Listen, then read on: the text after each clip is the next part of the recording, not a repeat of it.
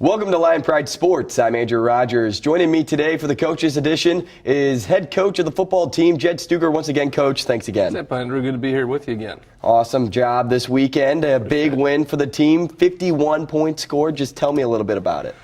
Well, it's kind of, I feel like we played three great quarters, and we took one quarter there in the second quarter to, I kind of joked that we went up 20-0 in the first quarter, and I think we took the second quarter to celebrate our first quarter win. And then we came out in halftime and started playing again. So it was kind of fun, just to go down. Anytime you get a road win, and it's important, and especially the way we kind of played the second half. I think we came out of halftime and we played with a whole different energy and a whole different focus, put 28 points up in the third quarter, and then kind of closed it out in the fourth with just a sustaining running the football and running the clock, and the kind of stuff that you like to see when you're putting games away is being able to run the ball and control the clock. So for the most part, other than just lack of focus in the second quarter a little bit, I was pretty pleased the way we played in all three phases. And then as a follow-up question to that, what was the motto that you preached to the guys in the locker room coming after that weak second quarter? Well, it was a little bit of honestly, just a lot of frustration, not to the extent where there was just a lot of negativity or a lot of yelling and screaming. It was more or less, just kind of trying to get these guys. We've got such a young team, and they're so talented, and I think just the way we played the first half, well, I should say the second quarter, it was a little bit like challenging them of, why is it you guys can't put all this together for four quarters? Why, you're a talented team. Let's go out, and plus a little bit of incentive to, basically just kind of set our tone of practice is going to change next week if we don't turn this around, to kind of start saying, okay, hey, we've got to start. So they came out with a whole different attitude, a whole different energy. I've kind of preached that all week, that we're a whole different ball club when we play with energy. So that's been our theme this whole week. And I would say one of the players that came out strong from the first quarter to the last quarter was Eric Kenneman. A big performance for him, a record-setting performance, 4 receiving touchdowns at the Lindenwood single-game record. Talk to me about what you liked about him. Well, Eric's such a force. I mean, he's so athletic. He's a tight end, but yet he's like a receiver, so he's hard to cover. And especially in the red zone, you got to make some decisions where you put him as a defense to guard him. And then on top of that, he's so athletic. Cade Brister did a great job putting balls in places where only he could catch it. Same with Max Mailer, had a touchdown pass to him as well. And I think he's just so athletic, and he just jumps, and he catches one-handed when the balls are he's a pretty impressive player. And he didn't play last year. He basically redshirted last year, and so he sat out of here. He hasn't played football in 2 years, so this was only his second football game. I only anticipate him really just kind of taken off this year. And you mentioned his red shirt. Do you think him participating on the scout team with Cade Brister last season really impacted his performance this year so far? 5 touchdowns throughout the first 2 games. Yeah, I mean, he's I think both those guys, really taking a lot of pride in being servicing our defense last year, and Eric really spoke to that this year about how it made him appreciate, not being able to play last year on the field. But boy, he brought that every day in practice, and same with Cade and a bunch of other guys that really took a lot of pride in that. And it's earned them a lot of playing time. It's earned them kind of what they're doing today. But I think you could see a chemistry between Cade and Eric last year because of that. And then with Eric, do you find him more as a red zone target over anything else? Well, I think it's just that's where his numbers have shown. If he makes catches in throughout the field too. Anytime an athletic tight end like that's probably always going to be a good target for a quarterback, because a lot of times the tight end's the last guy that's covered. And so, no, we don't use him just down there. That's just kind of where his numbers have shown up. But I teased him a little bit because in the middle of the field on just a little stick route, which is basically run straight ahead for 10 yards and turn around, he dropped the easiest ball of the day on Saturday. But when he's got people hanging on him, he jumps up one hand and brings stuff in. So, a little humor there with him to say, yeah, the easy catches are the hardest sometimes. But no, we use them throughout the field. Yeah, the wide open catches. Yeah, the wide open catches. Those are the ones that are the toughest sometimes. And now, taking a step away from passing, let's go to the run game. It seems like you like to go toward the running back committee. We saw 3+ players run for 10+ carries on Saturday night. Is there a reason to go the running back committee? It's just been kind of historically for me in what we've done. In fact, my whole staff, I mean, we've been together a long time. We've always been fortunate to have talented running backs. And, a 12 or 11 game season is long. Especially this league is very physical. And I've always believed in, the durability of our backs, and I know every running back would like to carry the ball for 35, 40, carries a game. And it's they like the thought of that, but after the game, they wouldn't like the feeling of that. It's a physical game. And so when you have talented backs like we do, I think it's also defensively, you really have to kind of pay attention to what different backs are like. And even in preparation, I think it makes people pay a little bit more attention to the type of backs that's in the ball game. And so, we've always kind of historically did that, and we've got the talent here to do the same thing. And when you say paying attention, I think you really did that with Cam Sanders, listed as the #1 guy going into week 1. And it seems more now you're using him more as a goal line guy, 6 carries, 31 yards, and 2 touchdowns. Yeah, and it was you know what? And it kind of looked that way in the first drive. Nash actually had some really nice runs and helped get us down to the red zone and get us in the tight red zone. Actually, on a little swing pass, got kind of a cheap shot there at the late hit right in the gut, kind of knocked the wind out of him. And then Cam came in and ended up, and so it looks like we featured him as a goal line back. But he's had 2 rushing touchdowns down there. But no, that's not specifically what he is. But I think Cam too, where he came from last year, didn't have a lot of carries. This is kind of again another fresh year for him, as he's kind of getting in the mold of being a running back and carrying the ball a little bit more than he has in the past. So he really kind of made a big jump from the first week to this week just on how he's running the ball. When he puts his pad levels down, he's an entire different back. And last week we talked about Cade Brister's performance, and we kind of leaned more toward he was rushing the ball a lot and didn't have as many pass attempts. This game, completely different. I think those jitters were gone. He was 20 of 33, threw for over 200 yards and 3 touchdowns. But then he also made plays with his feet. He just didn't run as much as he threw. Right, and like we talked about last week, it all just hinges on our offensive line, and that was who we really challenged coming out of week 1. And if we can give Cade the time and the pockets there, he's going to feel more comfortable to throw the ball downfield because he is a very accurate passer. And so, the difference this week, we made some changes on the offensive line. We kind of moved guys around, and we felt like we found five of our guys right now that's a good chemistry. And it made a big difference. I mean, you could see Cade was confident in the pocket. The pocket was there, and he's able to throw. I think the moment quarterbacks start feeling pressure, they're looking for escape routes more than they're looking downfield. And so, as long as I don't pull any punches. I let the offensive line know our offense hinges on what you guys do up front, on the physicality and the run game and the pass game. It starts with you guys, and they rose to the occasion last week. Got to transfer that into this week. And then you also mentioned Max Smiler coming into the game a little bit there in the second quarter. What was the idea of doing that? Oh, occasionally, especially with young quarterbacks. Again, it's just something that we've done in the past where we were not. There was nothing that Cade was doing. We said that a week before the game. I mean, that Sunday or Monday, we made the decision that Max was going to come in and take the 4th series this game.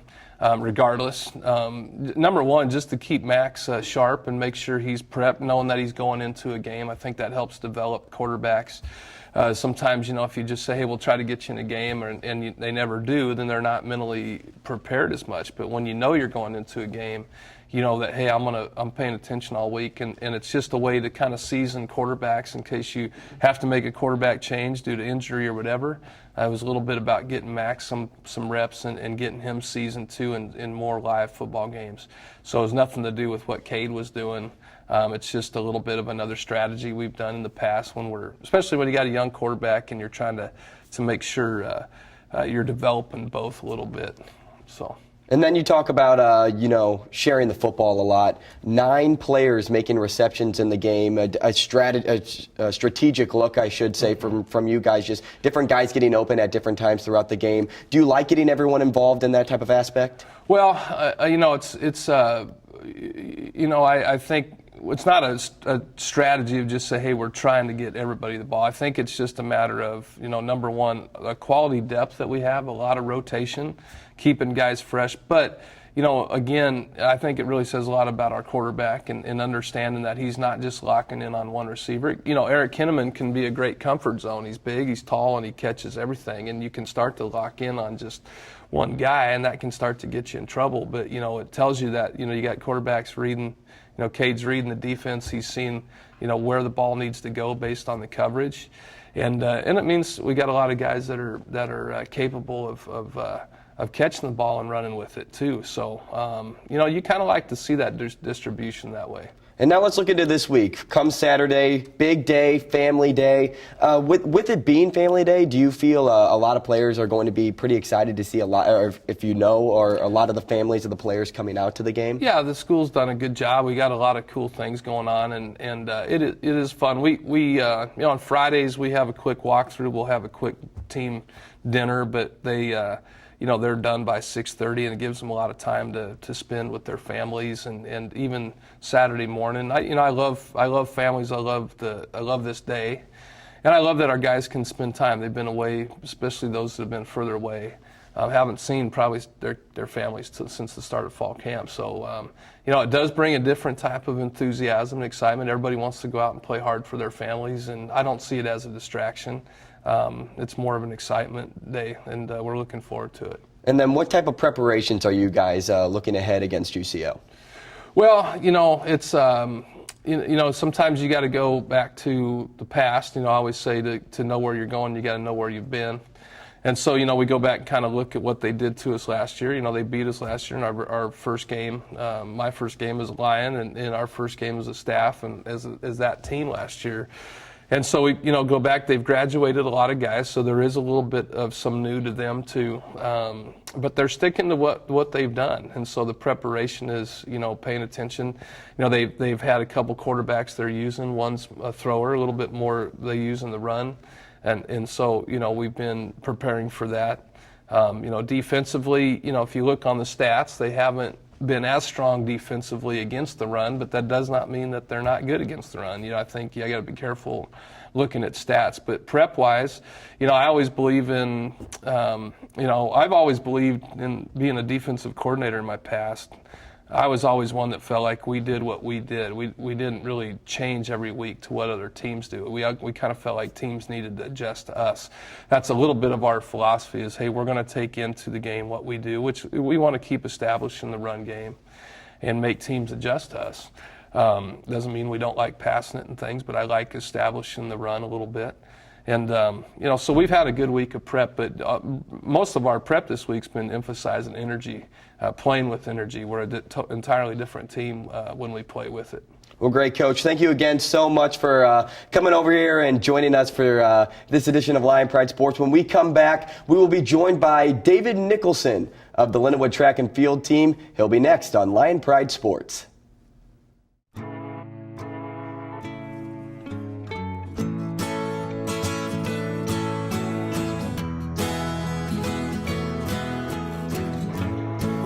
Son, tell him that I've begun to dream of things to come, and tell the trees not to look for me. I'm going to find some peace of mind. Wake the sun. Wake the sun, wake the sun, wake the sun.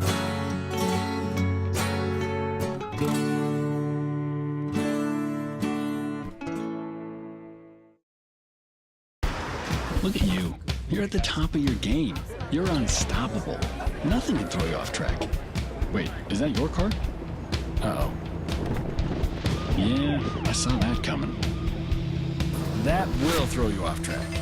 You're looking at around 10 grand in fines, legal fees, and increased insurance rates. Let's try this again. Smart move. Because buzz driving is drunk driving.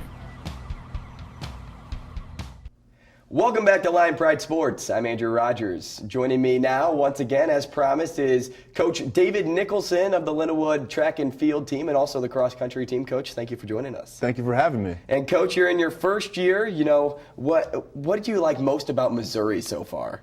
Ooh, the parks. The parks that are surrounding the campus and that are inside St. Louis is wonderful. The Parks and Rec department does a great job. And as runners, you know, we're always in there. So it's running from campus, going to some local parks and hanging out, getting some work done, and then coming back. That's probably the biggest thing so far. And with you loving running so much, did you run all the way from the East Coast here for your new job? Definitely not. Definitely not did run. It was a long drive, beautiful scenery coming all the way through the Midwest. First time out here, so yeah, definitely not taking that type of run. I'm not a marathoner. Yeah, well, that's a little more than a marathon, too, Yeah. just to add. That would be a long run. That's more of a joke. than Yeah, anything else. that'd be a nice long run. Yeah. Now tell me, though, your first season at Lindenwood University. How's the coaching going so far in your new spot? Everything's going really well. Cross-country season has already opened up. They're in very good shape and continuing to get there as we have a nice long season this year. The track and field team has started practice, and everybody's getting themselves in shape and rounding into form. So everything's been going great so far. And now you mentioned that cross country's already down and going, and now that you're running downhill with everybody that's or all of your athletes, I should say, who's your standout performer this year? This year on the men's side, we'll be looking for a few guys: Austin Crow, Jared Broadbrooks. Zach McKinley is another one of our guys that's going to be stepping up. On the ladies' side, Najwa is going to be a big returner for us, as well as Kaylee Brower and a freshman, Nadia Pulliam, for us. So very cool. So you have a kind of your work cut out for you, I should say. Yeah. We have a great group at the top and a lot of really excited team members on the cross-country side that are really going to hold us down. I think that we're going to have a great season this year. And then when you go into like a cross-country meet, me being a runner in the past, I do run still on the side, but not anything like you guys. I don't know if my time would really live up to expectation. But anyway, when you go into like a track meet or cross-country meet, it's normally early in the morning. What do you kind of like tell your athletes to eat and drink before meet? Well, everybody has their own things. Usually a lot of that prep is taking place 48, 72 hours beforehand, hydrating, making sure that we're eating fairly clean, staying away from all of the fried foods and greasy burgers and things like that. Pasta is an easy staple that everybody's probably familiar with, but something that really doesn't kick in for 48 hours. So we just want to make sure we're staying light, we have enough energy to get us through the race. The morning of, you're just talking about water, granola, oatmeal, yogurts, fruit, veggies, things like that, to make sure that we just have enough energy for the race. They're running for me half hour, 25 minutes, so sustainable energy comes well before the race day. Right, absolutely. Yeah. And now, when you talk about coaching cross country and coaching Lindenwood men's track and field and women's track and field, do you find any like differences in coaching style at all, or do you feel like they just kind of run together and mesh?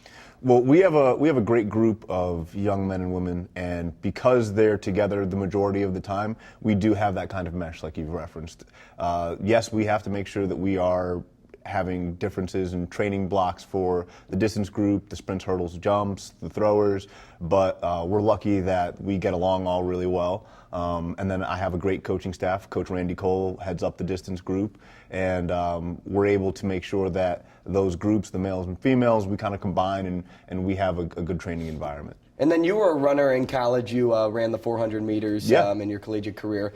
Do you ever find it difficult to coach the field events over the actual running events because you weren't really a true participant of the field events? So in coaching track, just like in any other sport, you're going to have to coach various positions. For us, it's just various events. So a long time ago when I was a graduate assistant, you had to coach hurdles, you had to coach field events, things that were outside of your normal range when you were an athlete. So it's something that I've got accustomed to. I had a previous young man at my previous school who was a great field event. He was a long jumper. It's something that I've become very accustomed to. So no, not really that big of a deal anymore. Maybe in my younger years, but not now. So you were basically thrown into the fire then when you grad assistant. You're basically doing whatever job they tell you to do, and you had to love it and go with it. Yep. Which is really cool because I think that's what probably really got you into coaching in the first place. Oh yeah, for sure. I mean, you want to start coaching to help young athletes and young people reach their goals and to be able to get an education, and then along the way you learn a whole bunch of new stuff about your own sport. And then you talked about your previous university a little bit, that was Barton College, Yep. and you had a lot of success there. I wrote this down. Some of the things that you had was best conference records in program history for both sides of men and women for track, 13 men and 11 women all conference, and 12 men and 5 women for all region. Yeah. That's yeah. incredible. Yeah, we did pretty well. A special team, a great group of kids. A very different dynamic being in the South in North Carolina. We had some kids that were just hard workers, listen to coach, they good academics, and I mean all of those things. If you have a good head on your shoulders, will play out into some results. You know, I just stand back and clap and tell them to turn left. That's it. Just like racing Yeah. and NASCAR, just how everybody just turns left. They make my job really easy, you know. And a lot of the team we have here at Lindenwood, we have a great group of young men and women, and I'm really excited to get to work with them and have more of the same. And now a big thing that a lot of people don't really realize that comes into running is weather. Because when you come from the East Coast, the weather's not the same as it is in Missouri. Here in Missouri, it's either freezing cold or really hot. There's no really in between there. Yeah. How does that play into training at all? Oh, 100%.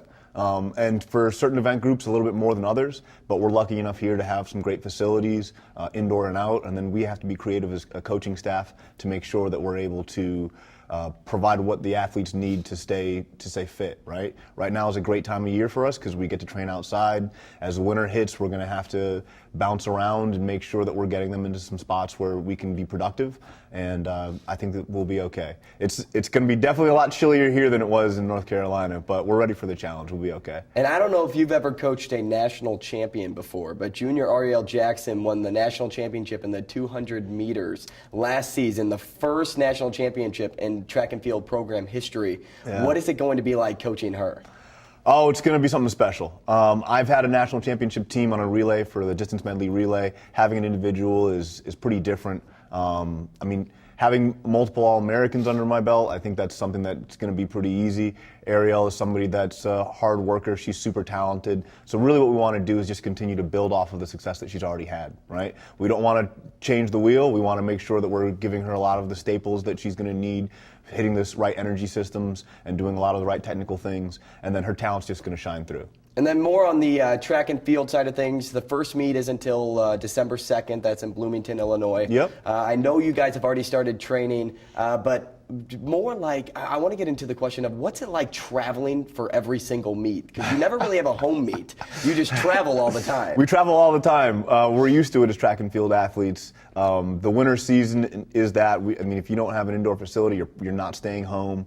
And we're just, I mean, it's something that's part of our day-to-day. We know that we're going to be home Monday through Thursday usually, and then we're going to hit the road and we're going to be gone. And we have to make everybody else's facilities our home course, right? We need to make sure that we bring that confidence as we go on the road daily. And then when we're on the road for conference championships and for NCAAs, you got to make that home. You have to be ready to perform no matter where you are. And then you took a step away from coaching a little bit early in your career. You stepped away from college. And the biggest thing that I want to get to here, and I think one of the coolest things on your resume, is that you were participating in the NFL Combine as a like strength and conditioning coach, basically. Yeah. Did you work with any like pretty prominent NFL players? Okay, so what we were was a performance facility where we would train guys to get ready for the NFL Combine. And then what we would do is we'd basically, travel with them as they go to their combines and their pro days and help prepare them for those. Few guys, nobody who's super prominent. Most of the guys just had a cup of tea with the NFL here and there, practice squads. Some guys have made the 52-man roster, but nobody that's been a real big standout. A lot of great guys, a lot of hard workers, but nobody that's really been able to shine on the scene as of yet. So. And we'll step back into Lindenwood now. Again, in your first season, what type of goals have you set for yourself and for the team as well? The team this year, one big step for us is that we're going to need to make sure that we are one big family as far as just our community and our dedication to representing the Lions. That's a big goal for us as a team, and everybody is behind that. Performance-wise, really what we want to do is take a step up in the MIAA conference this year and make sure that we're continuing to progress as a team. The men's cross-country team won the conference championship last year and is going to be in a position to possibly do it again, but it is going to be tough. The women are going to be able to take a step up this year with the talent that we have, and then on the track side, the same thing. Also making sure that we have a little bit more consistency bringing athletes to the national scene. The men's cross-country team, again, has a shot to go out of the region this year. And then on the track side, we have some very talented individuals and some relays that we can be able to put together that should be able to make the indoor and outdoor national championships. And what we really want to see is just overall growth in the program and making sure that we can send kids consistently and then have a better team score at the NCAAs. And then when it comes to scouting, you're talking a lot about the players. Players fade out because they graduate, and then you have to bring in new players. So when it comes to scouting for you, just to get your mindset of what is the furthest that you've ever had to either travel to go get a scout or to go on a scouting trip, or just how do you go about doing your job there? So the traveling is again part of the game. Being in Massachusetts, you'd go as far as Virginia. Being in North Carolina, I go as far north as New Jersey. Maybe coming out west a little bit to Texas. Here we're pretty centrally located, so we get to go to Chicago. I get to get some kids from Texas. So those are some of the trips that we'll be making. A few kids from the East Coast, going back into that New Jersey, Maryland, Virginia area. And then we have a lot of local talent that's here, whether you're talking about Indianapolis, right here in St. Louis, or going into Kansas City. So I don't think that we're going to have to travel too far, but with track and field, there's a wide range of student athletes that we're looking for, characters, number one, and then making sure that we're finding the right fit for the institution. So we'll be traveling a bit, hopefully not too far all the time, as we're always away on our competitions, but we'll definitely be trying to make sure that talent-wise we have a niche that we're going to be going after within the team, and then the right character fit for the institution again. And then, Coach, just really fast, a quick answer for you when it comes to the schedule. What's going to be your favorite spot to travel to? Ooh, I love Pitt State's 300-meter indoor facility. It's just a fast track. The field events have a great area where everybody can be viewed. A lot of great performances there. They have what we call elevated runways for the pole vault and for the long jumpers and triple jumpers. It's just a beautiful facility, and there's always guaranteed some great performances there. Well, great, Coach. Thank you so much for joining us again. That's Coach Nicholson of cross country and men and women's track and field here at Lindenwood University. We can't thank him enough for his time joining us here. For myself, Andrew Rogers, signing off. This has been Lion Pride Sports.